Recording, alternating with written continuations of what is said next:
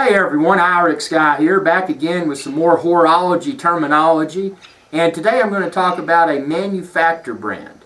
What is a manufacturer brand timepiece? Well, I'm going to explain it as simplistically as I can. So, for example, a lot of the leading Swiss brands have some movements, the part that makes their automatic watch work, the inside, the movement, that they manufacture themselves. And some of these same leading Swiss watch brands also have third-party movements, and one of the most common ones is ETA. So it's not a they're not a true manufacturer brand.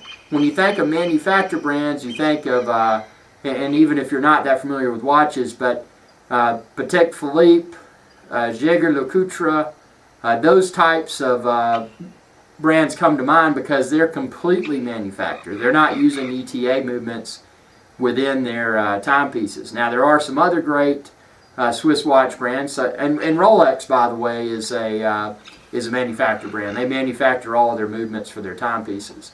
But some other awesome Swiss watch brands that aren't purely manufacturer brands are Omega and Breitling.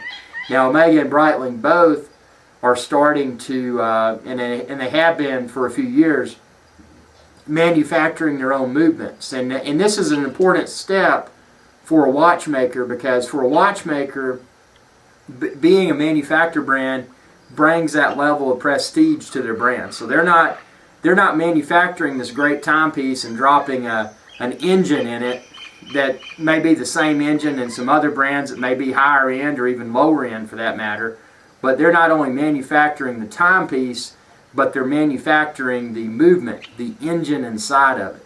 So it brings a heightened level of prestige to that particular watch brand. So if you're collecting watches, or maybe you're thinking about getting into it, my suggestion is holding out and getting a manufacturer brand.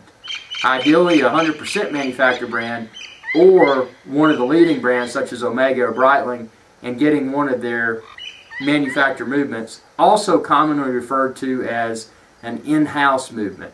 In-house movement simply implying that this timepiece's particular movement was developed in-house. And a good example of that with Omega, for example, would be the Planet Ocean with the 8500 movement. You can get a Planet Ocean, that's one of their newer and very awesome, in my opinion, die pieces. But you can get a Planet Ocean without the manufacturer movement, or you can get a Planet Ocean with the manufacturer movement.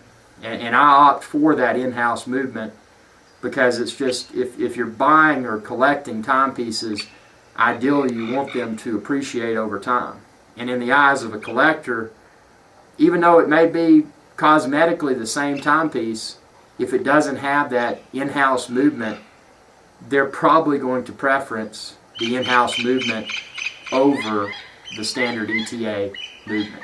So just another horology terminology term. Horology, some more horology terminology.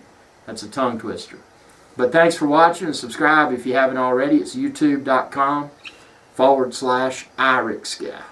And y'all have a good day.